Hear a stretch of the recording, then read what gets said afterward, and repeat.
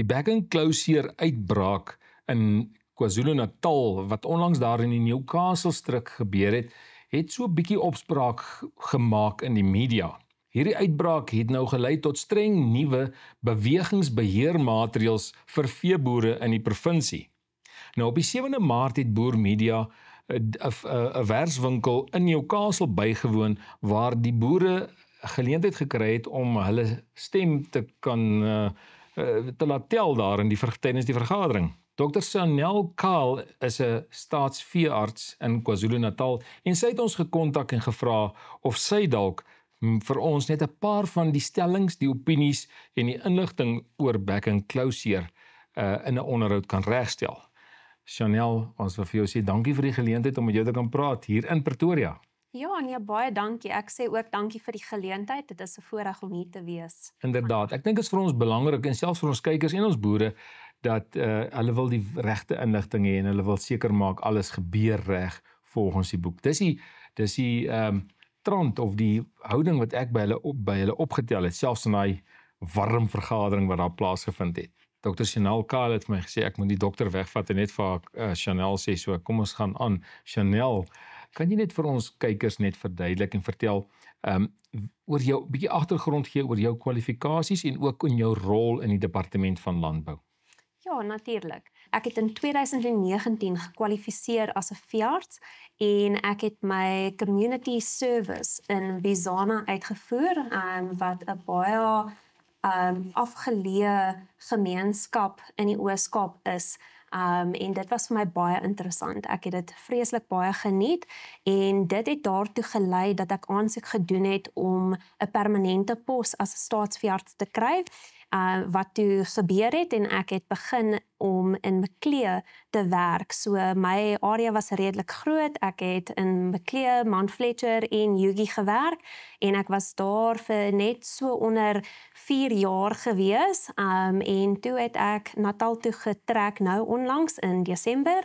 En ja, ek is nou die leier van die epidemiologie eenheid in KwaZulu-Natal. Wat beteken epidemiologie?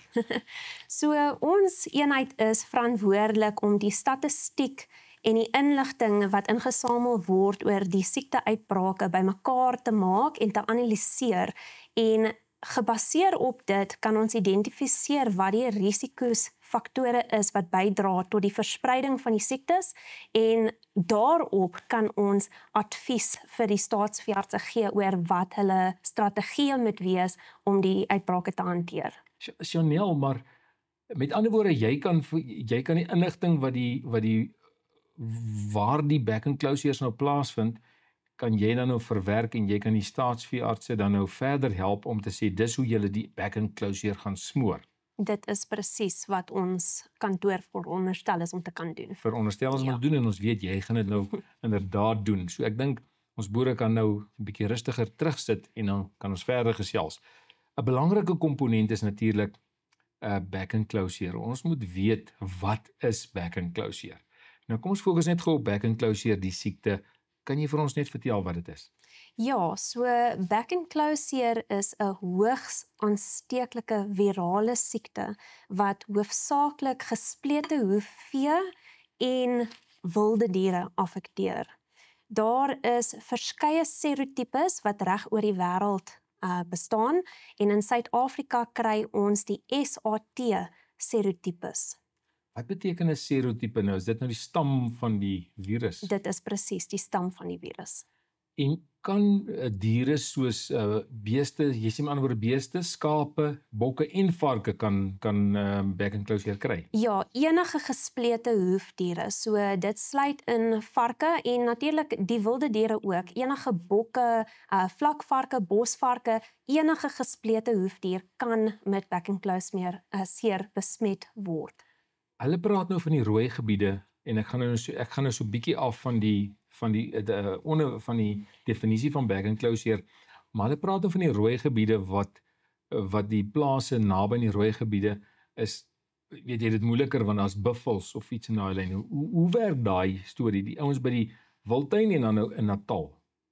Ja, buffels is 'n redelike gecompliseerde aspek om te konsidereer in terme van back and close seer.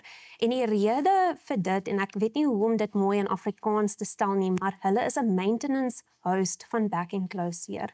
So hulle is 'n groot bron van die verspreiding van back and close seer as dit eers binne in die buffelkuddes ingekom het. So dit is 'n groot probleem en huidiglik, soos wat ons weet, is daar besmette buffels in Zululand, waarvan ons weet in die reservate.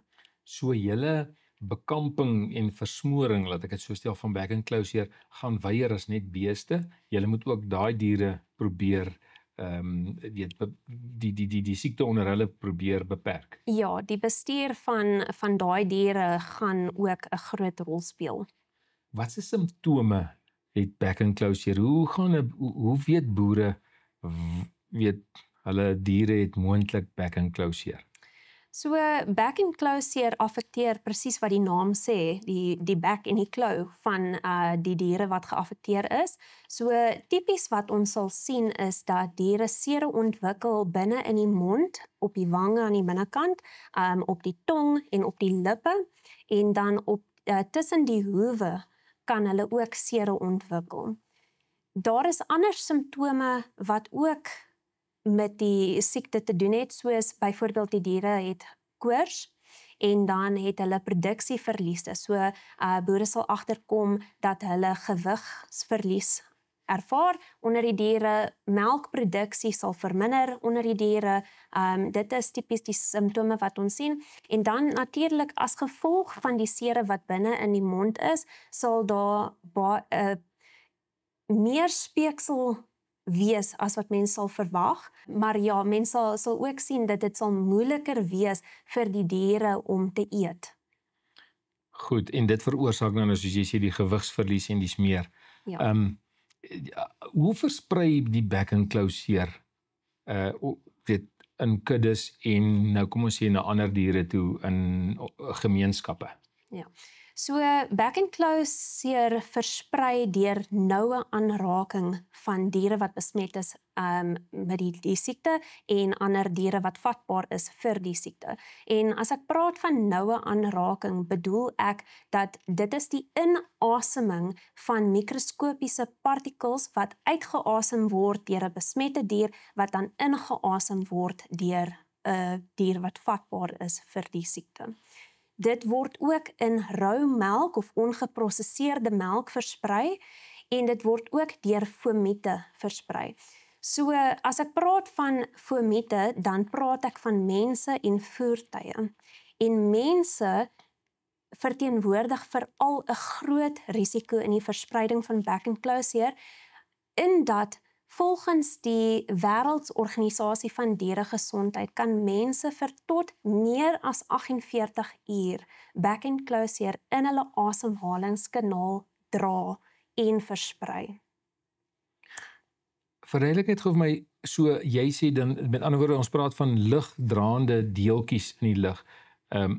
En dan as die virus dan nou kontak maak met 'n persoon, moet dit dan nou deur die lugstelsel opgeneem word? Ja. Of kan ek dit oordra deur fisies daai kom ons sê die dier se asemhaling of wat ook al was op my gewees en ek het dit op my vel? Ja, baie beslis. Enige fomiete, so fomiete kan aan klere vaskleef, dit kan aan skoene vaskleef, aan die vel vaskleef, so fisiese aanraking met besmette diere of met die aerosole van besmette diere kan ook die siekte versprei. En so ook kan inname van die virus eintlik die siekte versprei, maar dit is 'n situasie wat ons meer agterkom in varkkuddes waar die gebruik van veilvoeding gemaak word. Maar jy moet my nou reg help. Ek het lanklaas gehoor van 'n back and close seer by varke of bokke of skape. Kom dit voor? Dit kan beslis voorkom. Okay, dit kan, maar het julle rekords van dit, dat dit voorkom? Ons het gevalle wat gerapporteer was, maar op hierdie stadium het ek nog nie enige geverifieerde gevalle wat positief is vir dit nie. My vraag aan jou is nou die tweede element as ons praat van verspreiding van die virus is die mis van diere. kan dit ook die back enclosure versprei?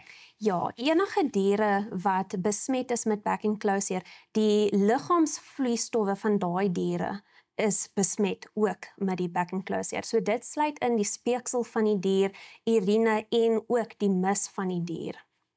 Nou is my vraag is, in die informele nedersettings wat ons het is, die skape en bokke, wat dan nou ook saam met die beestkuddes loop, of nie noodwendig saam met hulle loop nie, maar oor hulle loop, of hulle loop ons nou oor verskillende areas. Kan die kudde waar daar back enclosure is, dit aansteek dan na, kom ons noem na 'n bokkekudde toe? Ja, baie beslis. Dit kan definitief tussen verskillende diersoorte versprei word, ja. Tydens die vergadering, die werkswinkel op Newcastle het Dr. Sean Morris gesê dat die virus, wanneer dit in water kom en die pH verander, dat dit hom onmiddellik doodmaak. So kan dit in water versprei na ander diere toe?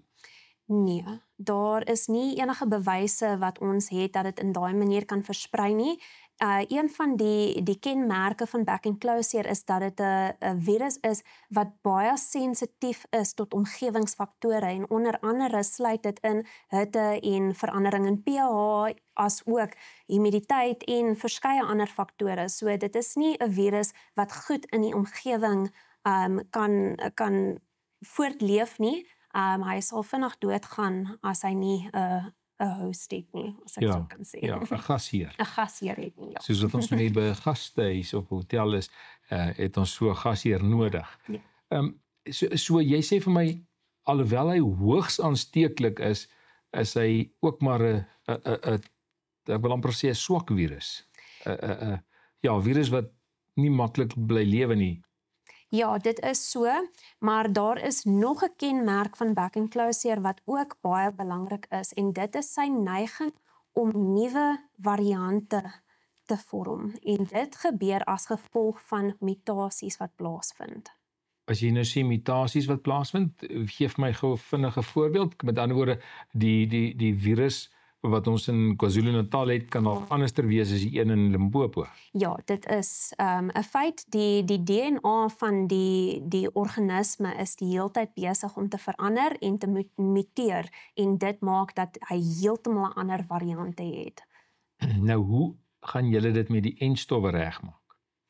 So die en-stowwe is effektief vir die tipes wat ons het. So dit bly effektief onder daai variante, solank as wat dit onder daai tipes, die serotipes is. Nou wil ek vir jou min of meer net vra, Chanel, hoe lank kan 'n dier back enclosure hê voordat hy weer gesond is? En ek verwys spesifiek na die fases van hierdie siektes, soos sy inkubasiefase. Ek dink ons het tydens die vergadering dit gehoor, maar ek wil net van jou hoor die fases. Ja, so die inkubasie fase van die siekte, ek hoe sê mens, hy het 'n baie it varies greatly. So dit varieer groot. So dit kan enigiets tussen 2 en 28 dae of selfs langer wees as dit. So die inkubasie is baie moeilik om te bepaal. Dit kan baie akiet aansteek of dit kan 'n langer tydperk vat om 'n dier aan te steek, en dan kan diere aanhou om die virus vir 'n baie lang tydperk nog steeds in hulle stelsel te dra. Met ander woorde, jy sê diere kan asymptomaties wees. Ja, dit is so. Hulle kan klinies nie simptomaties wees nie, maar nog steeds die siekte versprei. En jou akute fase, hoe lank is hy as hulle hom nog gekry het? Ek kan ongelukkig nie presies sê wat die fases is nie. Die fases is nie. Maar hulle koors, as dit nou moontlik is vir 'n mens om die koors te kon vat, hulle het op daai stadium dan koors. Met die inkubasieperiode het hulle nie koors nie, maar eers later, of hoe bepaal julle dit? So die inkubasiefase is wanneer die virus nog inkubeer, so daar is nog nie kliniese simptome van die siekte nie. So in daai fase sal die diere nie koors hê nie. Dit is eers as hulle klinies geaffekteer word dat hulle eintlik 'n koors sal hê. En dit is ook belangrik om te onthou dat nie elke dier wat besmet word met back and claw sere gaan hê nie en nie elke dier gaan hoë koors hê nie. Die simptome, hulle kan koors hê sonder die sere, hulle kan totaal asymptomaties wees. Dit is baie moeilik om te sê en dit is hoekom ons so sterk staat maak op kliniese toesig om te monitor hoe die siekte beweeg. So, hoe weet ek dan op die einde van die dag my dier het back and claw seer? As hy nie klinies wys nie. Ja, so dit sal bepaal word deur kliniese toesig, as ons serologiese toetse doen op bloedmonsters wat geneem word van daai dier.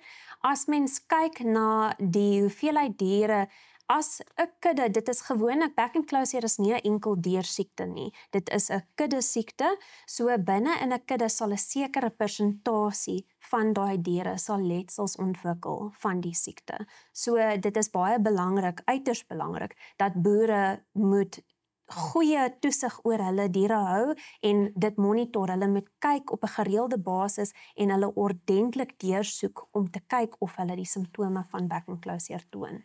Kan 'n mens, ek weet die boere sê hulle ry deur hulle plase, baie keer doen hulle dit vir die verkeerde redes soos ons gehoor het, meer vir die, om die koppe te tel en seker te maak dat daar nie diere wegraak nie, maar ons weet ook ons boere is baie skerp op hulle diere, hulle tel dit op wanneer die diere nie sy gedrag vertel het vir hulle. Mens kan dit amper half agterkom in jou kudde, en ek dink ons het dit ook tydens die werkswinkel gehoor, dat van die veeartse daar gesê het is, boere ry deur julle kudde en kyk vir gedragsveranderinge van jou diere, hy wy nie, hy staan, sy bene is geswel en dis meer. Wat se ander simptome, of waarna kan 'n mens nog kyk wat die diere wys dat daar iets fout is met hulle? My ervaring is dat boere wat goed ingestel is op die gesondheid van hulle diere, sal dadelik agterkom as daar 'n probleem in hulle kudde is. En dit is baie keer baie onspesifieke tekens wat vir hulle inlig dat daar 'n probleem in die kudde is. En dit sal wees soos 'n dier wat 'n rowwe of 'n dowwe vel het, wat nie skyn of blink soos wat dit normaalweg sal doen nie. Die houding van 'n dier kan ook vir mens wys dat daar's 'n probleem. So 'n dier wat 'n tragiese uitdrukking het, ek weet nie hoe om dit anders te stel nie, maar 'n dier wat net lyk asof hy ongemaklik is, 'n boer sal dit dadelik optel en dit is op daai stadium waar hulle verdere ondersoek kan doen deur om hulle diere deur die drukgang te sit en hulle deeglik te ondersoek, tussen hulle hoewe te kyk en hulle monde te kyk vir enige letsels. Dit is op daai stadium waar hulle gewoonlik dit sal optel. Nou wil ek jou net vinnig vra, as die gevolge van back and claw seer. Wat maak back and claw seer so gevaarlik? Is dit so 'n gevaarlike siekte dat mense gaan doodgaan van die vleis? Nee, definitief nie. So die eerste ding wat ek wil sê is mense kry nie back and claw seer nie. So dit moet onderskei word van hand, voet en mond siekte en die twee is glad nie verwant aan mekaar nie. Sê gou weer, gee vir ons die verskil. Jy sê nou hand, voet en mond, is dit 'n menssiekte? Dit is 'n menssiekte wat niks te doen het met back and claw seer. Ek dink ons moet net vir ons kykers dit verduidelik. Ja. Hand, mond en voet, wat? Hand, voet en mond siekte is anderster as back and claw seer. Ja. Of mond en claw seer van die dier, jy weet dit. Ja. Ja, so die twee het glad nie, is nie verwant aan mekaar nie, maar weer eens om te beklemtoon dat 'n mens kan die siekte in hulle boonste lugweg dra en versprei. Maar die rede hoekom back and claw seer van so belang is vir ons, is nommer 1, dit kan vinnig versprei. Dit is bekend as een van die mees verspreibare siektes of aansteeklike siektes van vee. So dit is baie belangrik vir daai rede. En dan die volgende rede is die massiewe impak wat dit op die ekonomie en op die lewensbestaan van die individuele boer ook het. Dit is die volgende rede hoekom dit belangrik is. En dan die derde rede hoekom dit so belangrik is as gevolg van die impak wat dit op internasionale handel het. So dit is vir daai redes word dit geklassifiseer as 'n gekontroleerde siekte en dit is baie belangrik dat as enigiemand agterkom dat daar verdagte simptome onder hulle diere is, moet hulle dit dadelik by 'n staatsveearts aanmeld. Meeste boere het 'n persoonlike of 'n privaat veearts.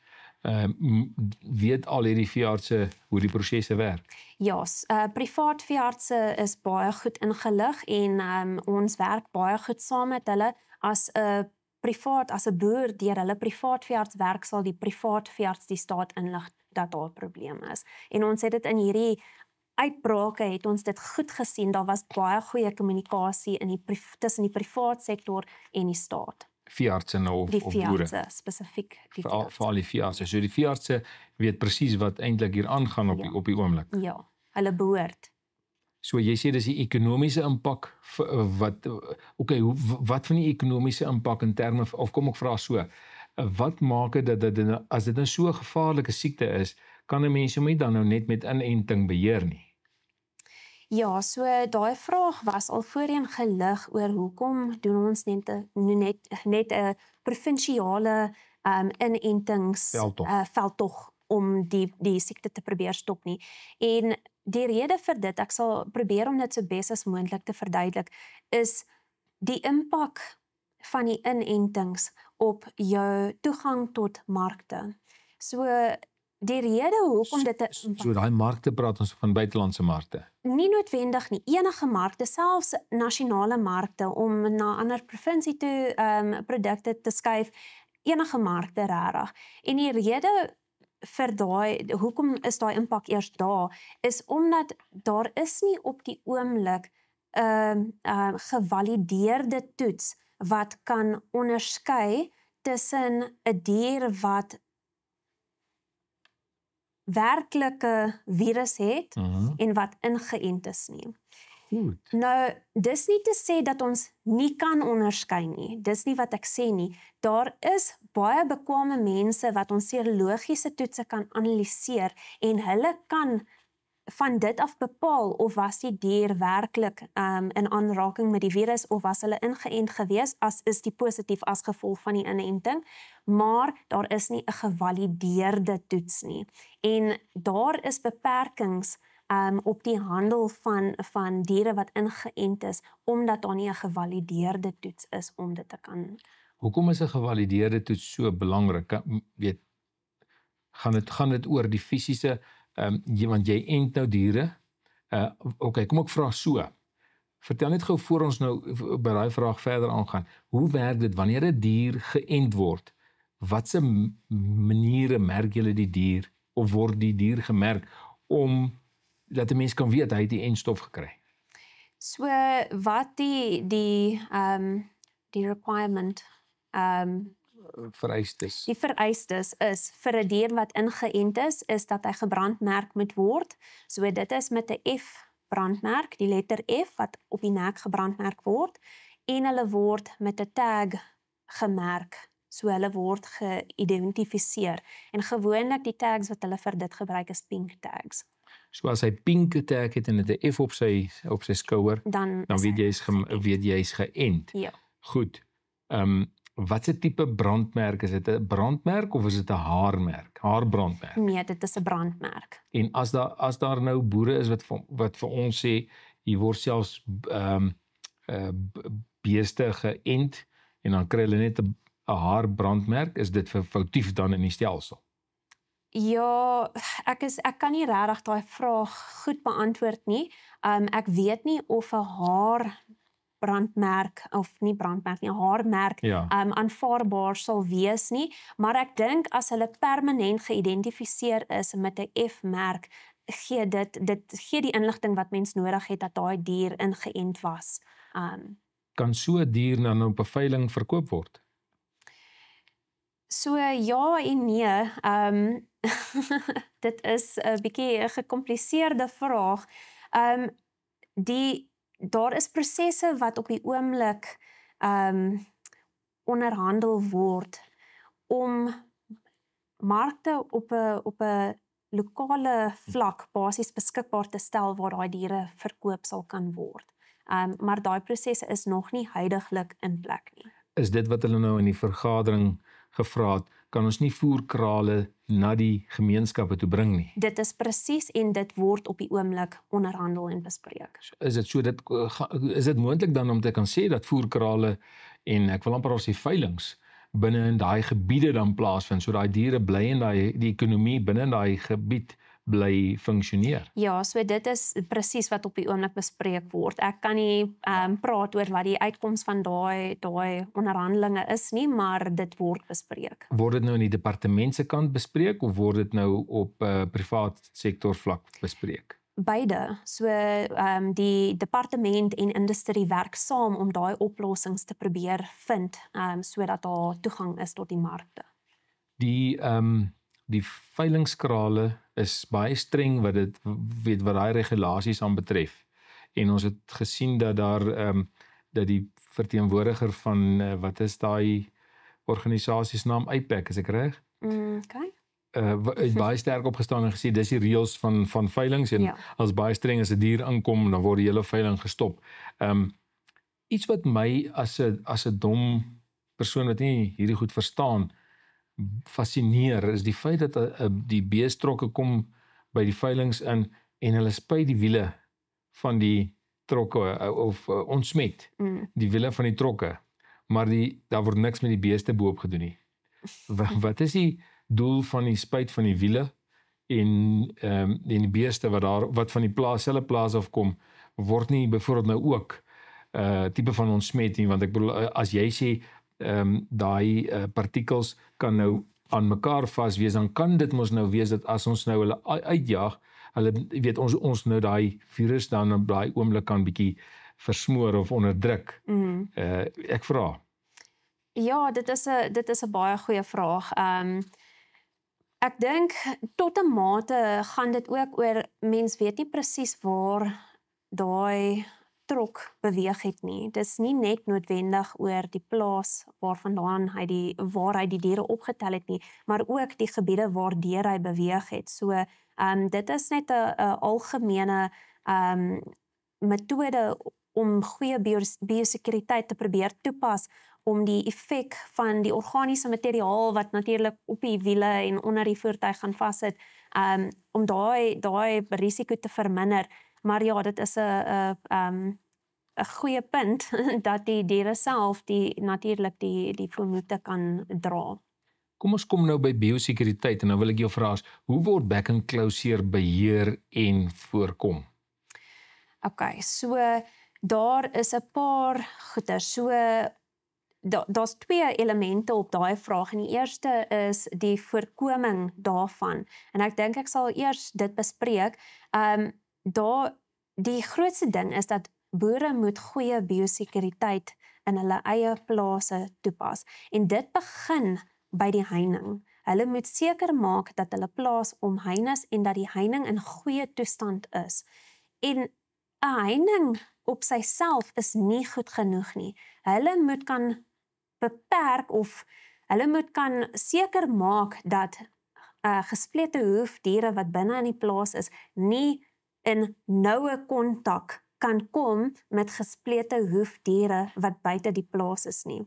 So as jy 'n bees het wat aan een kant van die heining staan en daar is jou eie kudde beeste wat aan die ander kant van die heining staan, is dit nog steeds noue kontak. So hulle moet probeer maniere vind of hulle tydelike kampespan of hulle 'n tweede heining of 'n draadspan om te probeer keer dat die diere nie naby aan die heining kom nie. Hulle moet kyk na ander elemente. Dan is daar ook die risiko wat verwant is met gesplete hoof wilde diere. Vlakvarke en elande byvoorbeeld, hy gaan deur. Hulle verstaan nie wat 'n heining is nie en hulle beweeg deur.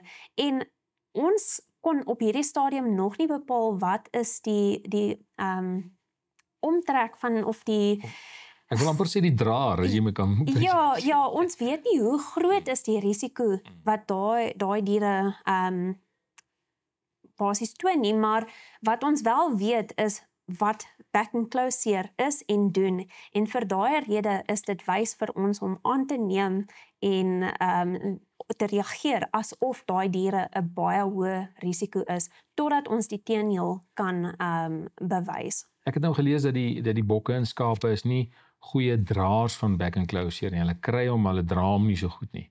Is dit korrek of nie? Ja, dit is moontlik, maar mens kan nie die moontlikheid uitskakel dat hulle die siekte van een plek tot 'n ander plek kan dra nie. Ja, hulle kan hom dra, Ja. maar ek vermoed hulle is nie so erg in die kudde Yes, ja, dit is so en hulle word nie so erg geaffekteer. Ons kom nie agter dat hulle 'n belangrike rol speel in die verspreiding van die siekte nie.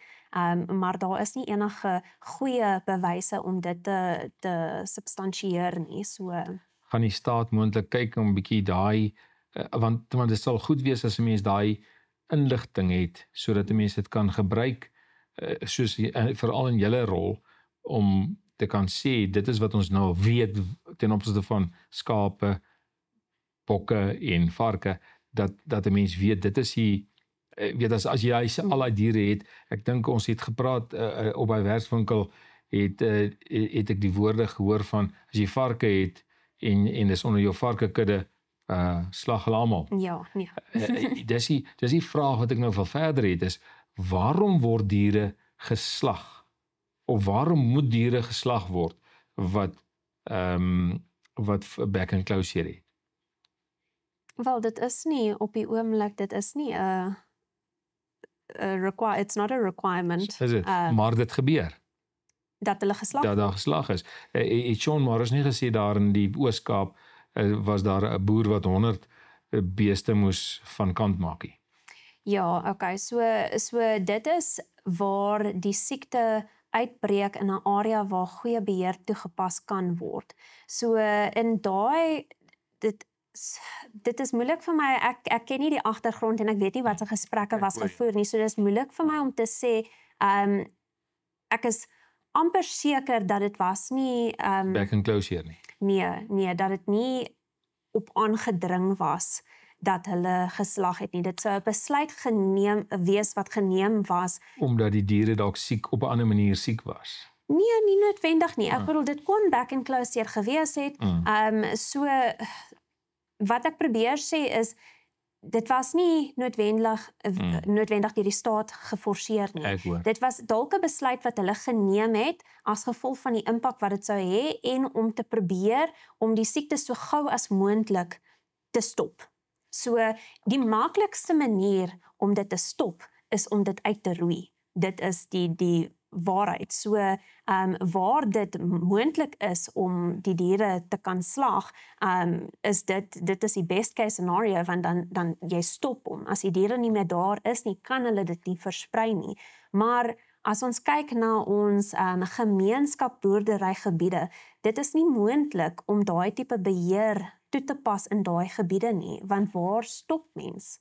Waar trek mens die lyn? So dit is 'n bietjie van 'n moeilike ding. Inderdaad. Jy het nou 'n punt aangeraak wat nou my volgende vraag na toe beweeg is, gemeenskapsboerdery. Ja. En ons weet van die kommunale boere wat verskeie boere nou op een plaas boer ensovoorts.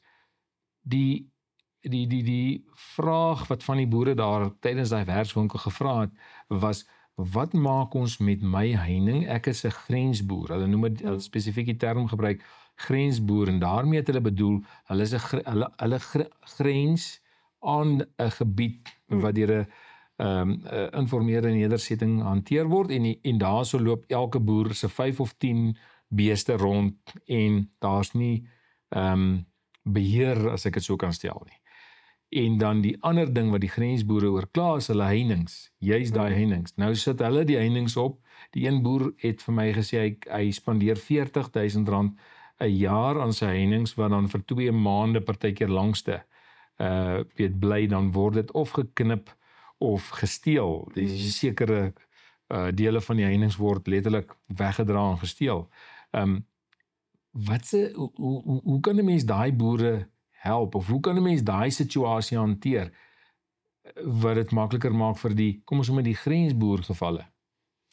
Ja, dit is 'n baie moeilike situasie om te hanteer, want die realiteit van dit is die gemeenskaplike boerderygebiede is baie moeilik om in beheer toe te pas. En spesifiek as ek van beheer praat, in hierdie geval verwys ek spesifiek na bewegingsbeheer van daai diere.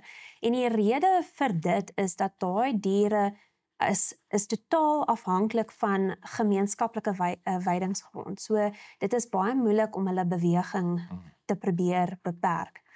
Om heininge te probeer opsit en voeding vir daai diere te voorsien, as ons in ag neem die omtrek van die uitbrake wat ons op die oomblik het, dit is net nie uitvoerbaar nie. So dit maak dit byna onmoontlik om kwarantyne te implementeer op hierdie gemeenskaplike boere. Maar dis nie te sê dat daar nie enige beheermaatreëls toegepas word nie. Die diere word op groot skaal ingeënt en hulle het nie die opsie vir vrystelling van inenting soos wat die kommersiële boere het nie. Elke dier in die gemeenskaplike boerderygebiede se diere gaan ingeënt word binne in die siektebeheersgebied. Dis nou daai DMA soos hulle sê. Yes, want ek kom nou agter, selfs die Afrikaanse boere praat van DMA's, soos Disease Management Areas. Ja, dit is presies wat dit is. En dan natuurlik probeer die veeartse ook veearts en nykundige voorligting te implementeer en bewusmaking in daai gemeenskappe doen, om ook te probeer help om beweging van die diere te beperk. En dan die kliniese toesig wat ons hou in daai areas help baie. Maar ja, dit help nie vir die boer wat 'n grensboer is, soos wat jy sê nie, want as die diere beweeg, dan is daar 'n risiko. En die enigste advies wat ek daar kan gee, is dat hulle regtig net van hulle kant af moet probeer om hulle biosekuriteit goed toe te pas op daai areas. Dit is moeilik as die heininge geknip word en dit is 'n moeilike situasie en daar's nie maklike antwoorde vir dit nie. Ja, ek dink daarso is definitief boere wat antwoorde dalk al uitgewerk het om saam met die gemeenskappe dinge te probeer doen, maar dis nie altyd finansiëel vir almal moontlik om dit te doen nie. En baie boere voel dat die staat nie regtig waar help nie. Ek gaan die ander voorbeeld gebruik is die grondhervormingsplase wat daar is, het ook meer as een boer of kommunale boer wat nou in daai plaas behoort, maar die verantwoordelikheidsin voel daai manne is die staat se. En nou sit hierdie boer hierdie kant en die staat is in die derde party en die kommunale boere is daar en almal wys vingers na mekaar. Wat se verantwoordelikheid het die staat met grondhervormingsplase wat besig is om oorgegee te word of wat oorgegee is om daai boere op te lei en seker te maak dat die biosekuriteit op hulle plaas streng gehandhaaf word? Ek dink dit val 'n bietjie buite my kennisveld en dit is 'n vraag wat ek met graagte sal verwys na 'n ander departement toe dat hulle kan probeer lig daarso. Korrek. Ek dink ook is baie meer, soos jy sê, dit raak nou meer op die area spesifiek en nou sit ons met ander aspekte wat die praktiese grondvlak probleme nou begin aanspreek. En dis nou eintlik wat ek ook opgetel het in die boere is baie pragmaties, hulle is baie prakties. Hulle wil hê dit moet gebeur, dan moet jy dit gebeur, dan moet jy padblokkades oprig en dis meer. Kom ons praat gou verder oor jou DMA's of jou gebiede, né? Hoekom is die DMA uitgebrei na wat in wese amper die helfte van die provinsie is en watter bestuursmaatreëls gaan in hierdie gebied geïmplementeer word? Okay, so die bestuursgebied is uitgebrei as gevolg van die vinnige verspreiding van back enclosure. Dit het baie vinnig versprei oor 'n baie groot area en om daardie rede het ons besluit dat dit was nodig om beheer of bestuursmaatreëls te implementeer in 'n goed gedefinieerde gebied en dit is nou wat die nuwe siektebestuursgebied is. En spesifiek die metode wat hulle gaan gebruik is inenting op 'n massiewe skaal in daai gemeenskap. En soos wat ons voorheen van gepraat het, inenting is baie effektief om die verspreiding van die siekte vinnig te stop. So dit is die doel van die uitbreiding. So kom ons gesels gou oor daai, soos jy sê, dit wat hom nou kan voorkom of die beheermaatreëls. So die eerste ene sê julle dis nou inenting. Nou die tweede ene is bewegingsmaatreëls. Hoe beheer julle die bewegingsmaatreëls dat daai diere nie nou oorgejaag word Vrystaat toe nie?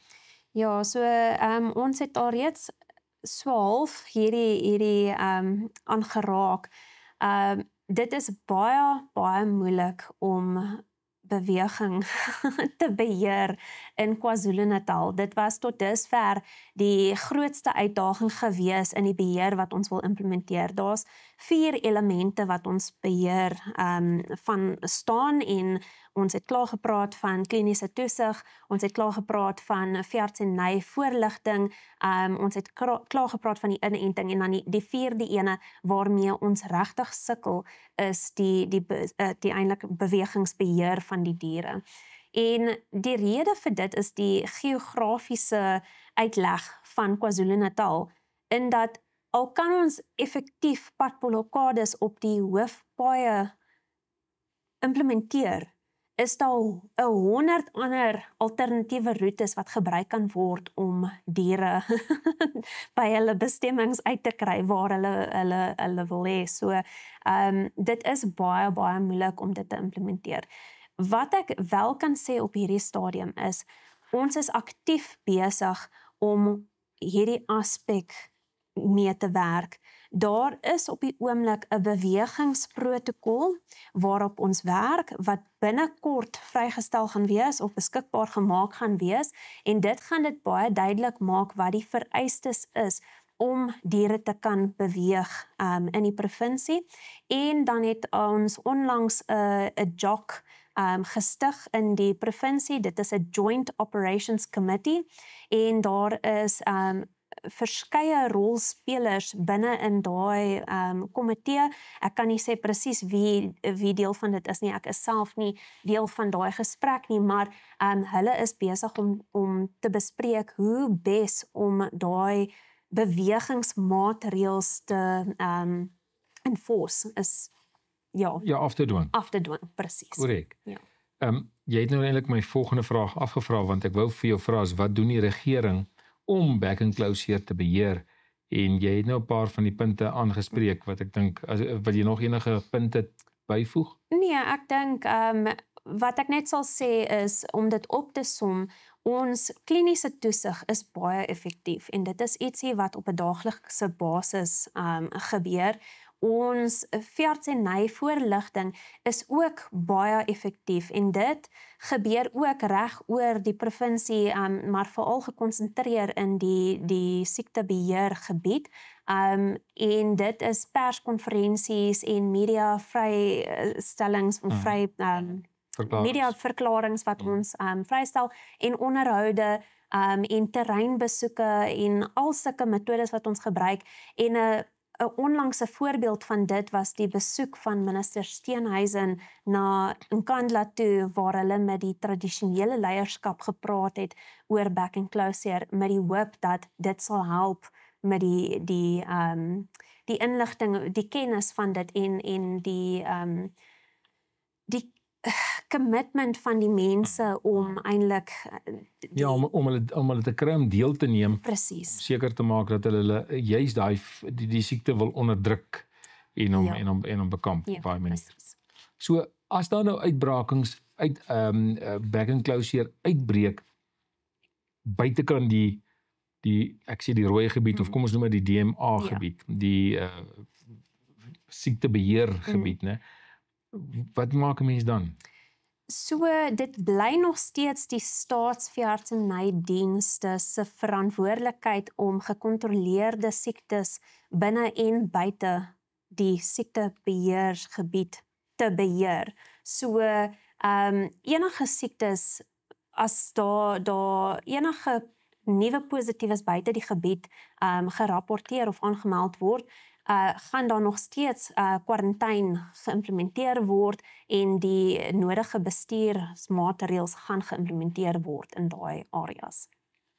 jy het nou, ons het nou al gepraat so vinnig oor die gemeenskaplike boerderygebiede, maar dit voel tog vir my asof die staat, dit lyk althans so, asof die staat geen beheer in hierdie gebiede het nie, en dat daar nie regtig waar hy biosekuriteit geïmplementeer kan word nie. Wat doen die staat, omdat jy het nou gepraat van Nkandla, julle probeer daai mense bereik en inligting aan hulle oorvertel, maar wat doen die staat regtig waar om dit in 'n sekere in 'n beter mate af te dwing en seker te maak dat daai mense samespeel in die groter ekonomie van die beesbedryf, landbouhandel, kom ons noem so. Ja. Ja, ek dink die veeartsenyvoorligting regtig is die groot ding hierso. Ons probeer die inenting word afgedwing. Dit is elke dier gaan ingeënt. So die inentings word wel afgedwing. Dit word wel afgedwing. En dit gaan gepaar met die veeartsenyvoorligting. Hulle hou vergaderings met die diptanks. Ons werk met diptank areas. So ons hou vergaderings met die diptank leiers en verduidelik vir hulle waaroor dit gaan, hoekom ons moet inent, hoekom die diere gebrandmerk moet word, wat die implikasies daarvan gaan wees en hoe hulle nog steeds toegang tot die markte kan hê. So, daai gesprekke, ons ervaring is, dit word meer en meer positief ontvang. Die boere in hierdie gemeenskapsboerderygebiede kom meer saam om saam met ons te werk, basies om te probeer 'n stop sit aan die siekte. So ja, ons probeer so bes as wat ons kan om dit te beheer in daai manier. Die ander dilemma wat ek ook agtergekom het is, of wat ek nou aflei van die boere is, dat hierdie boere in hierdie gemeenskapsboerderygebiede kom ook agter nou dat as hulle diere nou 'n F op het en hy het 'n pink tag op, dan kan hulle dit nie by die veilings gaan verkoop nie. So nou begin hulle ook weerstand bied teen dit vanaf, kom ons noem dit 'n ekonomiese oogpunt af. Ja. So veroorsaak dit dan nie nou, en wel wat anders, ek weet, en ander redes wat ons nog kan bespreek, dat hierdie beheer van back and closure dan eintlik misluk nie. Nee, so wat ons vinding was, veral met hierdie Newcastle uitbraak wat nou die nuutste ene was oorspronklik was daar redelik weerstand gewees deur hierdie gemeenskaplike boere. Hulle wou nie die brandmerk kry nie, en baie van hulle het voluit geweier. En dit was dan baie moeilik om dit op hulle af te dwing. Maar wat ons gedoen het, is ons het teruggegaan na daai gemeenskappe toe, nadat hulle ingeënt is. So hulle was toe ingeënt, sonder dat hulle gebrandmerk was, van hulle. Meeste was gebrandmerk, maar daar was van hulle wat nie gebrandmerk was nie. Ons het teruggegaan na daai gemeenskappe en ons het voorligging gedoen en ons het met hulle gepraat oor hoekom is dit so belangrik en hoekom moet die diere gebrandmerk word. En hoe gaan hulle nog steeds toegang hê tot markte? Hoe gaan hulle nog steeds hulle diere kan verkoop? Ons het vir hulle vertel dat daar is planne in plek op hierdie stadium om te probeer seker maak as die siekte net eers ophou sirkuleer, dat hulle weer binne in hulle areas auctions veiling sal kan hou om daai gemeenskap te dien. So dit gaan nie, diere gaan nog steeds nie buite die gemeenskap kan uitbeweeg nie, maar om daai gemeenskap te dien. En vandat ons daai voorligging gedoen het, het almal van hulle ingestem om die brandmerk te kry. So met die tweede inentings wat gaan plaasvind, sal hulle almal gebrandmerk word. Hoeveel diere in daai Newcastle area het julle die afgelope, kom ons nie die afgelope maand, want dit is al amper 'n maand terug wat ons daar was, en ook voor dit het is die back and closure gevalle geïdentifiseer. Hoeveel diere het julle omtrent ingeënt? Ja, so dit is nie my area van kennis spesifiek nie, maar ek kan ongeveer die hoeveelheid gee. Dit was omtrent 47,000 diere wat ingeënt is en hulle was binne 'n 7 dag tydperk ingeënt.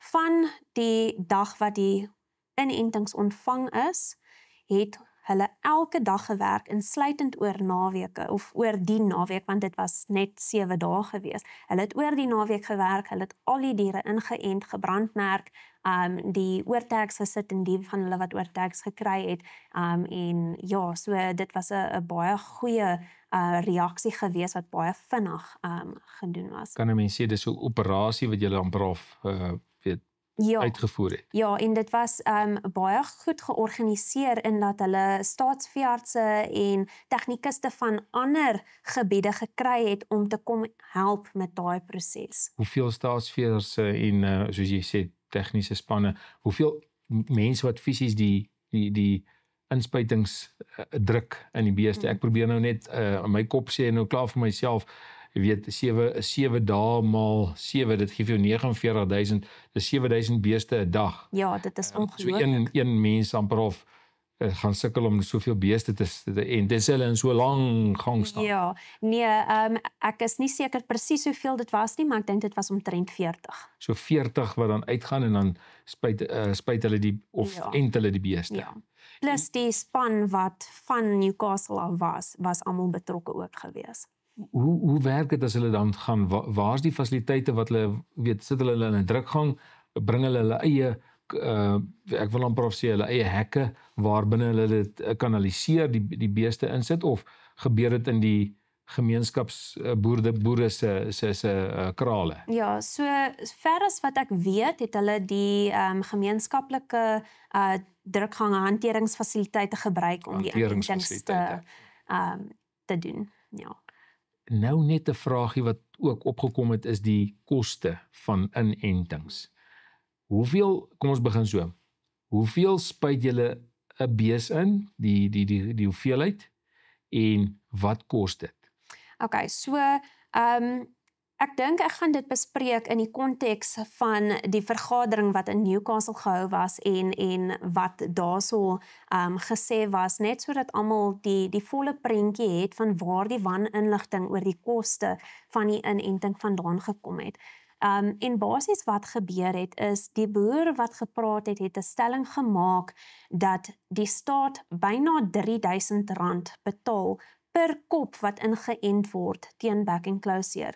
En daai syfer het hy gekry uit 'n dokument wat genoem is die National Assembly Written Reply.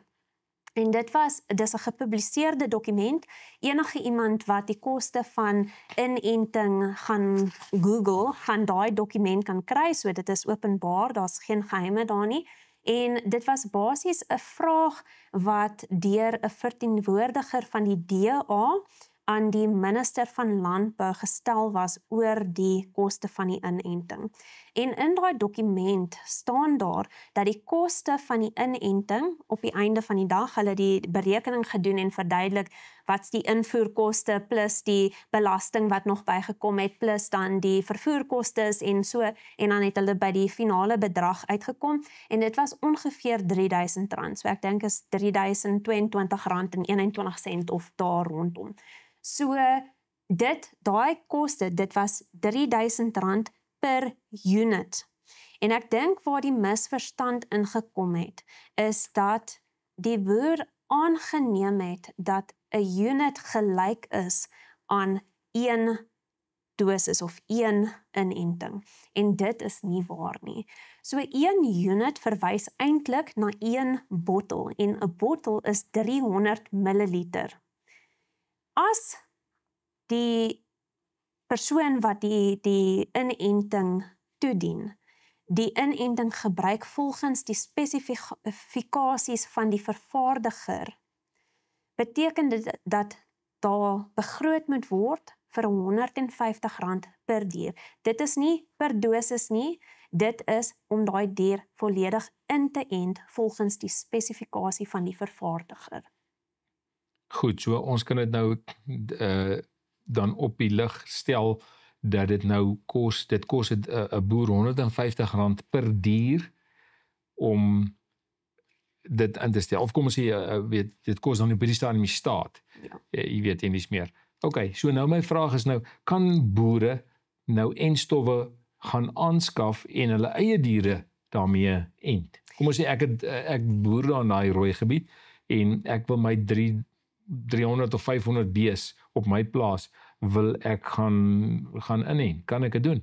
Nee, so dit sal nie op hierdie stadium toegelaat word nie en ek weet nie of dit in die toekoms toegelaat sal word nie. As jy toegelaat, beteken dit nou, wat is die redes hoekom dit nie kan gebeur? Al doen hy nou die pink en hy brandmerk en alles is reg. Hy's bereid om die risiko te vat en sê ek wil dit binne in my gebied beheer, op my plaas beheer en dit is hy's bereid om daai kostes te betaal. Ja, so die staat fokus op hierdie stadium om die uitbraak te probeer onder beheer kry binne in die area waar dit 'n probleem is en die reël staan dat elke dier binne in die siektebestuursgebied ingeënt gaan word, behalwe vir boere wat vrystelling kry as gevolg van die feit dat hulle goeie biosekuriteit kan bewys op hulle plase. So die vrystelling het te doen met die feit dat die boer met goeie biosekuriteit hoef hom nie te ent nie, want hy wil hom graag nog veiling toe vat. Ja, dit is presies waaroor dit gaan. Dit gaan oor die toegang tot die markte. So, toegang tot die markte. Ek praat veilingskrale, jy noem dit reg, dis toegang tot die markte. Die markte, ja. So op die ou ende van die dag, as die boer dit wel gaan doen en sy diere inent, gaan hy nie toegang tot die markte het nie. Dit is presies. Korrek. So, tydens die Newcastle vergadering het ons toe nou ons goede gepubliseer en ons het gesien daar het nogals baie mense ons ook gekontak en ons waardeer die feit dat jy ons toe gekontak het ook om van die hele kant af te kan sê daar is goed wat julle wil graag regstel en ek dink ons het al klaar 'n paar punte deurgetrap in hierdie onderhoud. Maar wat 'n ander positiewe uitkomste sou jy sê was daar in die Newcastle vergadering? So dit is 'n punt wat ons reeds oor gesels het, maar ek wil net weer sê, in my opinie, een van die baie goeie elemente wat uit daai vergadering uitgekom het was, dat dit erken was dat die boere is bekommerd oor hulle toegang tot die markte as gevolg van die beheermaatreëls wat in die siektebeheergebied geïmplementeer sou word, onder andere die verpligte inenting van diere binne in daai beheergebied. Dit was deur die nasionale direkteur van dieregesondheid was dit gestel dat hulle vrystelling sal toelaat as 'n boer kan bewys dat hulle effektiewe biosekuriteit het. En ek dink dit is 'n baie positiewe ding want dit maak seker dit beskerm die boer en dit maak seker dat hulle nog steeds toegang het tot die markte wat hulle nodig het om voort te bestaan.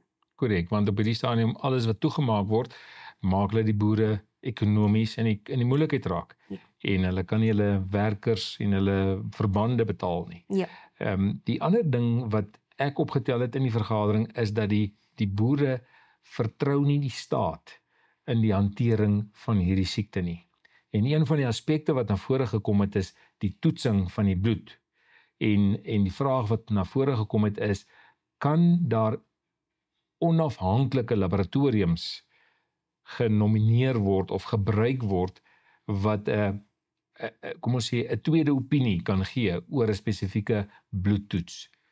Wat is julle siening oor die hantering van laboratoriumtoetse van die bloed? Okay, so hierdie voorstelle, dit was die voorstel vir onafhanklike laboratoriums sowel as die voorstel dat monsters uitgevoer kan word om te verifieer dat die resultate werklik is wat onderste poort sê dit is. En dit was dadelik van die hand gewys en daar is so baie redes hoekom dit dadelik van die hand gewys is, maar ek gaan net baie kortlik deur dit gaan. As jy sê nou was van die hand gewys, dis nou Dr. Maja. Ja, het dadelik gesê dit sal nie eers oorweeg word nie.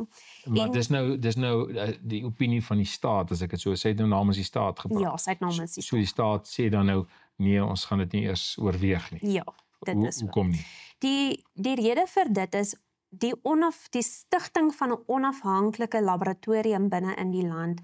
Die prosesse om 'n laboratorium geakkrediteer te kry of om daai laboratorium op te stel, wat geskik is om gecontroleerde siektes se monsters te toets en nie net gecontroleerde siektes nie, maar hierdie hoë impak siektes, spesifiek wat internasionale handel gaan affekteer, is baie gespesialiseerd en dit is baie dit is 'n moeilike proses om gedoen te kry.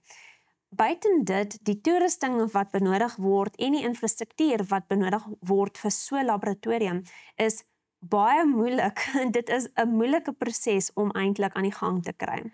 Die ander kant van daai is ook die inligting bestuur. As daar meer as een laboratorium is wat vir hierdie siektes toets, word dan baie moeilik. Dit word net baie gecompliseerd. En ek sal terugkom na daai aspek van dit toe. Die tweede aspek van of element van dit was of voorstel was dat die monsters uitgevoer moet word. En dit is nommer 1, die internasionale reëls in terme van die uitvoer van hoë impak siektes, soos back enclosure, is baie streng en dit sal byna onmoontlik wees om goedkeuring van enige land af te kry om ons monsters vir back enclosure uit te voer. Dit is nie net enige siekte nie, dit is die mees aansteekbare virale siekte van vee. So ons sal net nie toestemming kry nie. Maar al kon ons 'n laboratorium vind wat bereid was om ons monsters te vat, is daar ander logistieke elemente wat dit net onmoontlik maak. En dit is, ons het klaar gepraat van die feit dat die virus is eintlik baie sensitief. Dit is nie 'n virus wat omgewingsfaktore kan weerstaan nie. Vir daardie rede, selfs wanneer ons monsters binne in Suid-Afrika neem, moet daai monsters in 'n vervoer medium ingesit word, net om dit te probeer aan die lewe hou, die virus aan die lewe te hou, totdat dit by die laboratorium kom om getoets te word. So die bloed moet, die weet, soos jy sê, hy moet lewendig bly amper af, tot by die laboratorium. Ja, so, en ek praat van die monsters ook, as die letselmonsters geneem word, moet dit binne in 'n spesifieke vervoermedium ingesit word, sodat dit vervoer kan word en vinnig getoets kan word. En selfs binne in daai medium moet dit binne 'n baie kort tydperk by die laboratorium uitkom om effektief getoets te kan word. As mens dit sou uitvoer, daai vertraging sou maak dat die monsters net nie toetsbaar sou wees nie. En as dit toetsbaar sou wees, is daar 'n groot vertraging om die resultate terug te kry. So in die tussentyd, wat gebeur met die beheer van die siekte? Nou, wat ek net wil sê, en dit, ek dink, maak alles mooi, som dit alles mooi op. ARC-OVI is 'n internasionale verwysingslaboratorium. Dit is een van die enigste verwysingslaboratoriums vir back enclosure in die kontinent. En daai toekenning word deur die Wêreldorganisasie van Dieregesondheid gegee. Die laboratorium word elke jaar deur die Wêreldorganisasie van Dieregesondheid geauditeer. So, almal kan vertrou dat die resultate wat van daai laboratorium afkom, betroubaar is. En die laboratorium is nou by Onderste Poort? Dit is Onderste Poort, ja, OVI. OVI, yes, OVI voor Afrikaans OBP. Ja, nie OBP nie. OBP is Onderste Poort biologiese produkte. So ek praat van ARC-OVI, dis die Agricultural Research Council en ek dink Onderste Poort Veterinary Institute is die tweede gedeelte van dit. Ons sal die vertaling maar los, is dat julle kan maar gaan kyk. Gaan kyk na die Onderste Poort. So Onderste Poort bestaan uit meer as een entiteite? Ja. Goed, so as die boere dan sou wou aanhou daarop aanspraak maak om 'n onafhanklike laboratorium in Suid-Afrika. Ek wil dit sommer sê, jy maak dit nou amper af dat dit nodig is om dit sommer binne in KwaZulu-Natal in daai area op te rig. Sou hulle nou deur al hierdie prosesse moes gaan en kom ons sê oor 'n jaar of 2, 3, miskien 4, het hulle daai laboratorium wat hulle dan nou kan gebruik om dit nou te weet as 'n 'n tweede onafhanklike opinie laboratorium te kan gebruik. So hulle moet deur daai prosesse gaan. Ja. Goed. Ons kyk nou hierso na boere. Dis nou van kommunale boere tot hierdie gemeenskapsboere en grondhervormingsplaasboere. Ek wil hulle sommer almal noem, kommersiële boere en hoe ook al. Skuif diere partykeer binne uit hierdie DMA's. Mag ek dit uitskuif en as ek dit uitgeskuif het, wat kan met so 'n boer gebeur ten opsigte van regstappe, ten opsigte van wetsongehoorsaamheid, ten opsigte van boetes, strawwe? Wat kan gebeur met so 'n persoon? Okay, so die prosesse vir die dierebeweging, in die nuwe protokol, die bewegingsprotokol wat binnekort beskikbaar gestel sal word al die prosesse baie deeglik bespreek. In die gebied in, uit die gebied in, binne in die gebied, deur die gebied, dit word alles bespreek. So, ek dink daar sal baie duidelikheid wees oor wat die vereistes is om diere te kan vervoer. In terme van regstappe wat geneem word, daar kan regstappe geneem word. As voorbeeld, Maar wie dagvaar ek dan? Of die regstappe? Is dit die staat of is dit die boer? vir Die persoon wat die diere skuif. die persoon wat die diere skuif. Goed. Ja, die verantwoordelikheid om die wet te volg lê by die boer.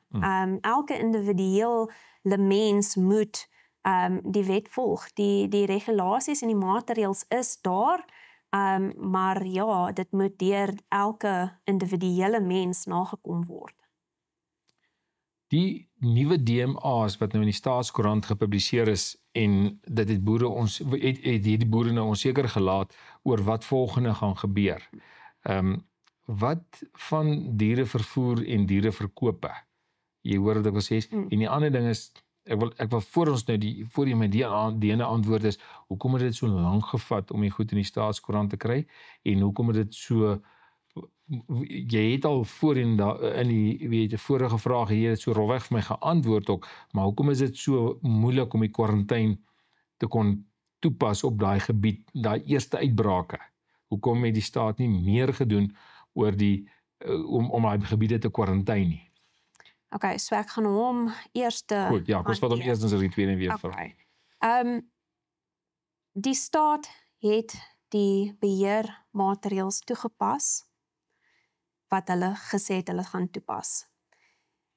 Die implementering van daai beheermaatreëls is gekompliseer deur die geografiese en sosiale landskap van KwaZulu-Natal. Dit maak dit baie moeilik om daai maatreëls toe te pas. Maar die maatreëls is daar en dit is om hierdie rede hoekom dit baie belangrik is dat ons by die punt moet kom waar ons aanvaar dat die staat en industrie en die individuele mens wat op die grond is, so die boer op die grond, die professionele mense, almal gaan moet saamwerk om effektief die siekte te kan beheer.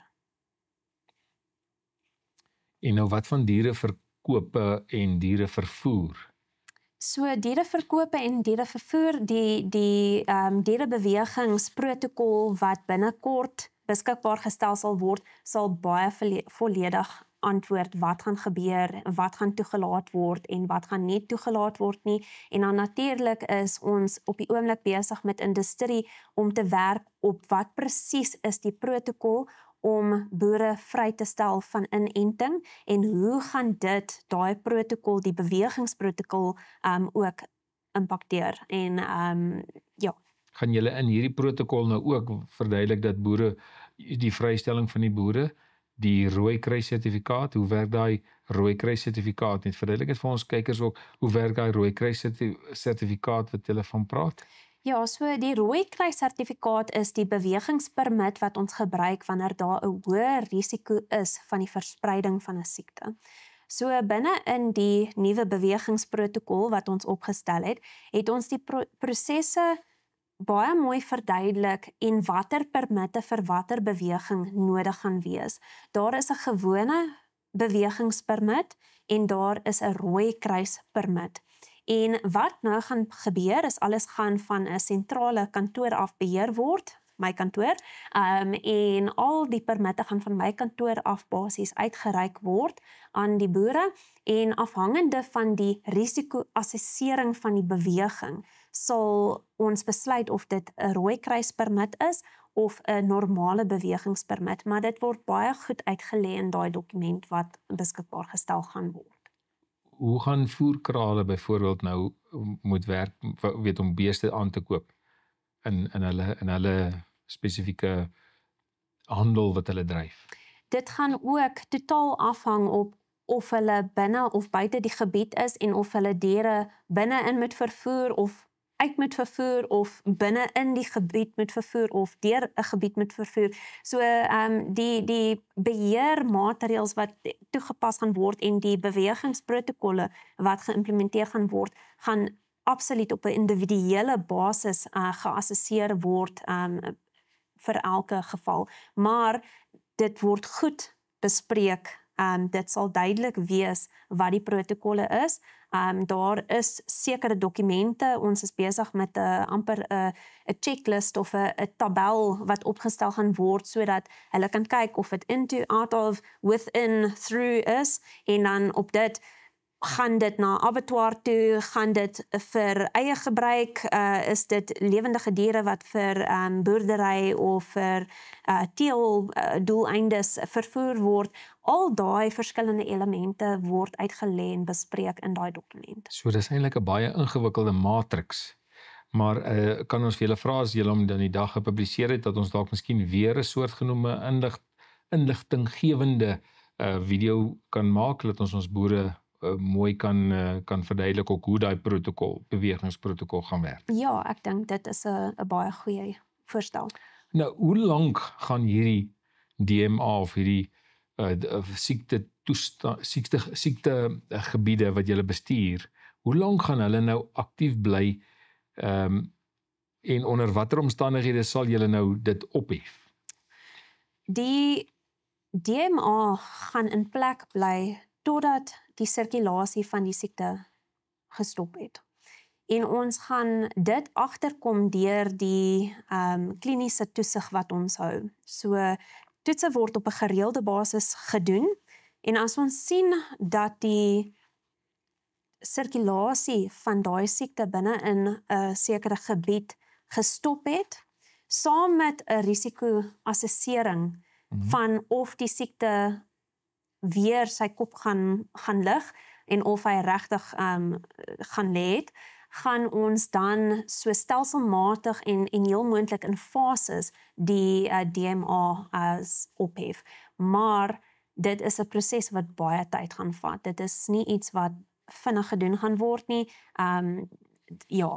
Boere moet verwag dat dit gaan tyd vat. Jy het nou ook genoem dat dit gaan tyd vat, maar jy het ook genoem dat padblokkades dalk nie noodwendig so effektief is nie, maar padblokkades kan immers die boere wat in hoofroet is, hulle goed uitvervoer met trokke, kan beperk. Ja. Ek bedoel, dit is moontlik. So, wie se verantwoordelikheid is padblokkades? Is dit departement landbou sinne? En hoe forceer, ek wil amper sê, forceer julle dit dan nou af, dat die padblokkades gehou word en binne in die diere binne in daai DMA's hou?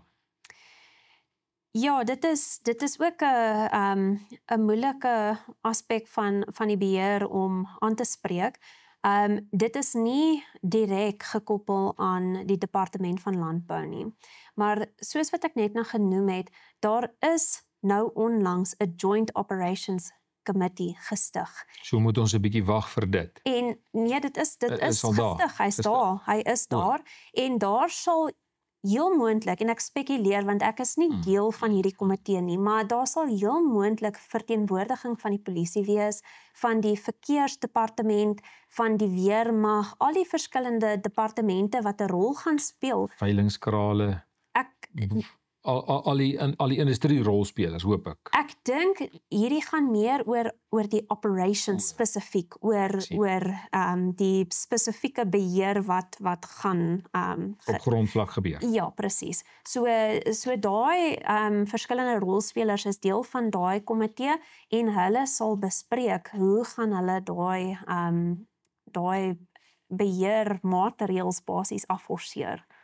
Chanel, voordat ons nou kom by die afsluiting waar ons nou wil, waar jy vir ons net gaan vertel hoe ons op hoogte kan bly van hierdie back and closure en meer inligting by julle kry, wil ek net so 'n paar losvragies net ingooi, weet wat ek hier op my lysie het, en een van hulle wat ook hierso is byvoorbeeld, ons weet dat beeswagters en mense wat met diere werk, boere wat met diere werk, hulle behandel, en hier kom jy op 'n dier af en die dier is nou in kontak met jou en jy kom agteruit back and closure. Hoe ek as mens, as ek nou, kom ons sê ek het een kudde en meer as een kudde op 'n plaas, of ek het na my buurman se plaas toe, weet, hoe lank moet ek myself isoleer en watse behandeling moet ek myself gee om seker te maak dat ek skoon genoeg is? Ek vra die vraag na aanleiding van antwoorde wat ons gekry het uit die vergadering, maar ek wil dit net van jou kant af hoor. So die antwoord op daai vraag lê in wat ons vroeër bespreek het van die tydperk wat die virus fisies in die boonste lugweg kan oorleef. En dit is 48 uur. En daarvolgens is die recommendation, die aanbeveling dat enige iemand wat in kontak was met besmette diere, as ek kan sê kwarantyntydperk uitoefen van ten minste 3 tot 5 dae. Maar die staatsbeamptes oefen 'n 10 dae kwarantyntydperk uit om te probeer seker maak dat ons nie self 'n risiko is vir ander boere wat ons gaan besoek nie. Goed, so wanneer julle daar in met sulke diere werk, as daai ou terugbeweeg na sy, kom ons sê kantoor toe, dan isoleer hy homself vir 10 dae, seker reg? Dit is so, ja. So hy isoleer homself van enige gesplete hoef, vee en wilde diere, maar nie noodwendig nie. Hy kan nog steeds aangaan met sy daaglikse verantwoordelikhede met ander. Ek wil net seker maak, hulle kan nog kantoorwerk doen. Absoluut. Goed, in daai geval, met ander woorde, hy gaan nie na 'n volgende boer toe gaan binne daai periode nie. Nee, en ons is baie streng daarop. 'n Ander vraag wat ook opgeduik het in die vergadering was die beskikbaarheid van oorplaatjies en ook van enstowwe. Hoe beskikbaar is enstowwe? Kom ons sê maar al drie. Die enstof wat jy spuit, die brandmerk wat jy brand en die oorplaatjie wat jy aansit. Hoe beskikbaar is daai drie? Die brandmerk is beskikbaar. Dit Maklik, ja. Ons kort 'n vuur en 'n Maar nou het ek gehoor daar's nou in die reën weer of in hierdie weer wat nou so snaaks is brandmerke ek vra, ek het dit gelees ergens, ek kan nou nie onthou nie. Dit was nou vinnig geweest dat die brandmerke is nie so gereedelik toegedien nie as gevolg van iets met die weer te doen. Weet jy iets daarvan?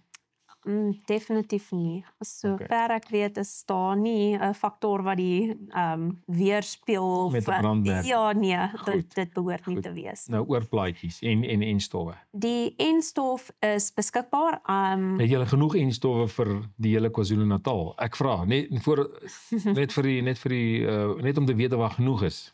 Nee, so daar is baie beslis nie, maar dit is dit ondergaan die prosesse, procurement processes word op die oomblik gedoen. So, en dit word alsdeur onderste poort gedoen? Ja. So dit kom nie van ander lande af nie, dit kom van die inenting. Ja. Die inenting word ingevoer. Dit word ingevoer van Botswana Veterinary Institute af. En dit behandel dieselfde stam, soos jy sê, van wat julle gevind het hier in KwaZulu-Natal, gaan dieselfde enstof ook na Limpopo toe en daai stamme wat daar is? Ja, ons gebruik dieselfde inenting reg oor die land, en daai inenting is spesifiek vir die SAT 1, 2 en 3 serotipes, en dit is die soorte wat ons in Suid-Afrika kry. Goed. En die beskikbaarheid van oorplaatjies. Ek kan nie kommentaar daarop lewer nie. Ek weet nie of die oorplaatjies beskikbaar is nie. Ja, ek sal daai vraagie moet aan verwys. Goed. Waarom word slegs beeste ingeënt teen back and closure en nie skape en bokke en anders nie? So kom ons sê julle is beweeg nou in, julle die mense verplig in hierdie gemeenskapsgebiede om nou die beeste in te ent, maar die skape en die beeste, die skape en die bokke en die varke word nie geënt nie. Op hierdie stadium hanteer ons die beeste omdat die bewyse is dat die beeste die grootste rol speel in die verspreiding van die siekte. So ons konsentreer die hulpbronne wat ons beskikbaar het om te fokus op waar die probleem duidelik is. Ons het nie genoeg bewyse, ons verstaan nog nie op hierdie stadium presies wat die rol van kleinvee en varke is in die verspreiding. Varke weet ons, dit is 'n krisis as die varke dit kry. Ons weet nie wat is die rol van kleinvee in die verspreiding van back and closure nie. En ja, soos wat ek sê, ons fokus ons hulpbronne waar dit mees nodig op hierdie stadium is. En ook, ek dink ook soos wat ek in my navorsing gelees het, is dat die kleinvee is nie so 'n groot kuddedraer soos die groot vee nie. Is dit kan ook, ek weet nie, jy sal my sê. Ja, dit is so. Ek het gelees in een van die stukke oor 'n booster-inenting wat ook van gepraat word. Gaan so iets gebeur met die diere wat reeds geënt is of nie? Ja, baie beslis. Die opvolg-inentings vind plaas reg oor die provinsie waar inentings voorheen gedoen was. So kan 'n bees, jy sê nou daai SA, wat is die stam? SAT, ja. SAT 1, 2 en 3. Ja. Met ander woorde, is dit net vir daai stam of gaan jy volgende jaar weer daai SAT 1, 2, 3 moet toedien op baie selfde diere? Ons gebruik presies dieselfde inenting. Ons herhaal hom net basies weer. So ekskuus, ek vra nou 'n dom vraag. Ek het nou gedog as hy ingeënt is, gaan hy nou in sy leeftyd nie weer back and closure dan kry nie. Nee, ongelukkig, dit is nie hoe die inentings werk nie. Die inentings gee 'n hoe sê mense, initiële beskerming teen die siekte. Daarna moet hulle opvolginentings kry om meer langwerkende beskerming te gee. Daar's 'n protokol. Daar is baie beslisse hoe sê men, spesifikasies wat die vervaardigers van die inenting gee oor hoe dit gebruik moet word volgens hulle toetse wat hulle gedoen het. En julle kry dit nou van die World Health Organization vir diere. Is dit die ouens wat dit voorskryf of is dit in Suid-Afrika die reëls gemaak?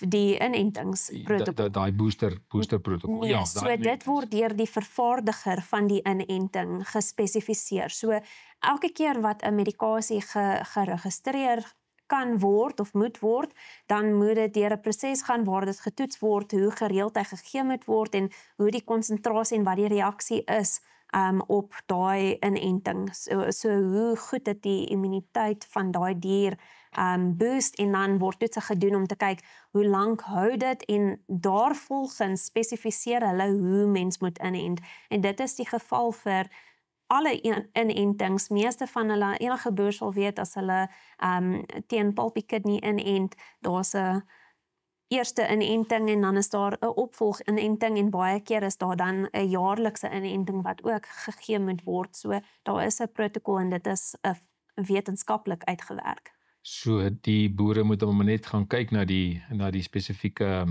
vervaardiger en sy inentingsprotokol. Ja. Dan 'n ding wat ons ook uitvind of wat ons ook opgetel het by die vergadering is dat die boere het gesê waarom is daar 'n geheimhouding by wie die back and closure geïdentifiseer is, die eerste uitbraak van back and closure. Hoekom is dit so hoogs geheimsinnig dat niemand mag weet wie die waarheid uitgebreek het nie? Okay, so die eerste gedeelte van daai is die feit dat ons probeer om inligting te gee so vinnig as wat dit moontlik is. Op die tyd wat die uitbraak bevestig was, daai selfde dag was dit gepubliseer. Daai inligting was in die tegniese rapport was dit gepubliseer dat daar 'n uitbraak was. Maar veearts en nykundedienste het geweet daar's 'n moontlike uitbraak al seker 7 tot 10 dae voordat die resultate gekom het. Maar in daai tyd, dit sal baie onverantwoordelik van ons wees om te sê daar's 'n uitbraak as ons nie enige bewyse het dat dit werklik so is nie. So daai inligting word slegs gedeel wanneer ons bewyse het dat dit so is. So 'n kliniese observasie tel nie, dit moet 'n bloedtoets wees. Dit is absolute bloedtoets. So enige verdagte diere wat simptome wys, dadelik word kontrole geïmplementeer. So die proses begin dadelik as daar enige suspisie is dat daai dier dalk back and closure kan hê, maar ons sal nie die inligting deel totdat ons bevestiging het dat dit wel so is nie. En op daai stadium, as die toetse dan sê nee, maar dit is nie back and closure nie, dan hef jy daai beheer materials, dan hef jy dit op. Maar tot daai tyd, mens begin dadelik met die beheer, omdat dit so hoë impak siekte is. So dit gaan eintlik maar net oor daai sensitiewe periode, wat jy eintlik van praat. Maar daarna, as 'n boer positief is, dit is nie 'n geheim nie. So, die inligting wat gedeel sal word, is dat daar 'n positiewe geval was, en die area waar dit plaasgevind word. Maar persoonlike inligting word deur die wet beskerm, en ons kan dit nie deel nie. Ons sal onder geen omstandighede ooit die boer wat geaffekteer word se inligting deel. Dit is hoekom dit vir ons so groot probleem was toe ons hoor dat daai boer wat by die Newcastle vergadering gepraat het, toe ons hoor dat hy daai inligting gekry het, dit was alreeds die eerste probleem. En toe het hy daai huishouding gaan besoek. Dit was vir ons nog 'n baie groot probleem, want van daai besoek het die sameswering teorieë tot lig gekom en wat 'n probleem veroorsaak het, en ja, dit was 'n baie groot ding. Ons sal nooit beskermde inligting kan deel nie. En dit is ook omdat mens weet nie wat is die reaksie van die gemeenskap nie. As mens kyk na die dierebeheer reëls wat gestel word, gewoonlik is die verantwoordelikheid om jou bure in te lig dat jy 'n uitbraak het, lê nog steeds by die boer. Die staat gaan nie vir die bure sê dat jy het 'n uitbraak nie. So die boere kan dit in die gemeenskap deel en sê ek het 'n positiewe geval, ouens wees versigtig rondom my. Definitief, dis hulle eie inligting en hulle mag dit so deel, maar ons sal die inligting deel dat daar is 'n uitbraak, omdat dit is belangrik dat almal moet weet dat daar is 'n uitbraak en dat hulle die nodige stappe moet vat om te voorkom dat die uitbraak op hulle plase uitbreek, maar ja, ons kan nie spesifiek sê wie geaffekteer is deur dit nie. So die boere kan dan in hulle eie kommunikasiekringe, kan hulle dit dan met mekaar kommunikeer. Baie beslis. En as hulle dit weier wil versprei, as hulle dit nasionaal op 'n mediaverklaring wil sê, dit is hulle eie, hulle kan dit doen. Goed, so dis nie noodwendig dat dit geheimsinnig dan is nie, maar dat julle net die inligting wil beskerm. Absoluut. Die persoonlike inligting wil beskerm. Die persoonlike inligting. Goed. En weer eens, die dag wat daai resultate positief teruggekom het van die laboratorium, en in die laboratorium ondergaan dit groot verifikasieprosesse voordat daai inligting selfs met ons gedeel kan word. Op daai stadium word dit dadelik gedeel. En dan as daar nou nuwe gevalle en uitbreidings plaasvind, hoe word die boere ingelig? Gewoonlik gebeur dit op 'n staatsveeartsvlak. Die staatsveearts self en die privaat veeartse, so dit is weer eens waar die belangrikheid van samewerking en nie net die veeartse nie, die industrie ook. So die verskillende organisasies wat hulle lede beskerm. Daai inligting word bekendgestel en hulle deel daai inligting met mekaar. Ja. 'n ander vraag wat ook in gesprekke na vore gekom het is, kan die departement van landbou byvoorbeeld nou wanneer boere deur so 'n back and closure periode waar daar nou 'n DMA op hulle afgeforceer word, en hulle kan nou nie, daar kan nou nie handel plaasvind nie. Hulle kan nie hulle ekonomie aan die gang hou nie. Kan so 'n gebied as 'n rampgebied verklaar word en die staat op maniere die boere help, finansiëel help? Ek dink dit is 'n nasionale kompetensie. Dis nie ietsie wat ek 'n antwoord op kan gee. Maar dit is iets wat ek wil amper sê, soos jy sê, op 'n nasionale politieke vlak dalk definitief moet gedruk word deur politieke leiers om die boere te help wat deur sulke moeilike tye gaan. Ja, daai gesprekke moet gehou word en die nodige kanale moet gevolg word om te kyk of dit 'n moontlikheid is of nie. Korrek, en ook die gesteelde heininge en die feit dat die grensboere so sukkel om hulle diere van die informele settings af te hou, want nou is die volgende ding wat nou direk daarmee verband hou, is die skit van diere. Want nou kom daai diere oor na hierdie kant toe, as ek reg het, met 72 uur eers by jou aangehou word voordat jy dit nou by die skit gaan ingee, en nou is die skit het nou ook het ook nou sekere maatreëls en dit affekteer nou die hele ek wil amper sê praktiese grondvloer beweeg van diere. OK, dis 'n baie belangrike ding wat ek wil vra is, byvoorbeeld in die geval van die amoeba uitbraak, hoe is die bron van die besmetting nou opgespoor, daai dier?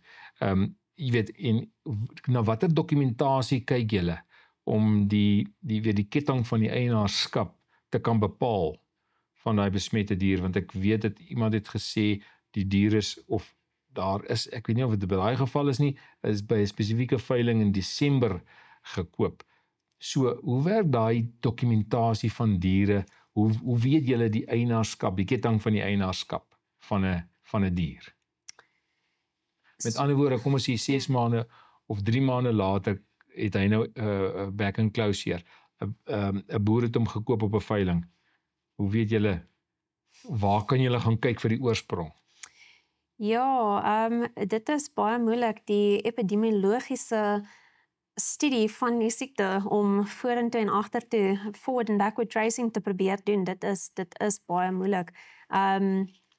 Ek dink ek sal bietjie moet voorberei om daai vraag beter te beantwoord. Dit word op grondvlak deur die staatsveeartse gedoen. Dit verskil ook tussen die kommersiële en die gemeenskap boerdery gebiede, in dat baie keer net deur met mense te gesels kan mens baie goeie kwaliteit inligting kry. So mense sal hoor as jy by 'n diptank gaan gesels met die mense wat daar is, kan mens hoor, nee, maar oom Pietie het hierdie bees 2 weke terug gekoop by waar ook al hy dit vandaan gekoop het. So daar is op daai manier is daar inligting wat gedeel word. As dit deur die hoe sê ek die fondisies gaan basies, dan is daar is 'n dokumentasie wat hulle hou wat ons kan help. So byvoorbeeld met die amoeba uitbraak kon ons die fondisie benader en vir hulle vra, het hulle 'n veiling gehad, en mens kan deur daai dokumentasie werk om te kyk waar het die diere vandaan gekom. Maar wat ek ook net vinnig wil noem oor dit is, die toetse wat ons doen vir back and closure, ons het serologiese toetse wat vir ons 'n goeie idee gee of die dier in aanraking, exposure gehad het tot back and closure, en dit kan wees deur eintlik werklik aan die virus in aanraking te kom of deur die inenting. Dan het ons die toetse wat ons op die weefselletsels doen. En daai toetse wys vir ons die fisiese teenwoordigheid van die virus in daai weefsel wat ons toets basies. Daai toetse kan dan verder gevat word en molekulêre toetse kan gedoen word. En ons het klaar genoem, as gevolg van die feit dat Berkenklausier so baie mutasies ondergaan, wanneer ons die molekulêre struktuur analiseer, kan ons sien naastenby watter uitbraak dat die meeste dieselfde aanlyk. Hoe naby dit is aan vorige uitbrake. En in daai manier kry ons 'n baie goeie idee waar die dier vandaan gekom het, of waar die uitbraak, nie noodwendig die spesifieke dier nie, maar waar die uitbraak vandaan gekom het. So, en daai rol speel jy nou daar in jou kantoor saam met julle laboratoriums? Ja, so die laboratorium doen die fisiese toetse en gee vir ons 'n rapport daaroor en dan gebruik ons daai rapport om ons aksies in te lig.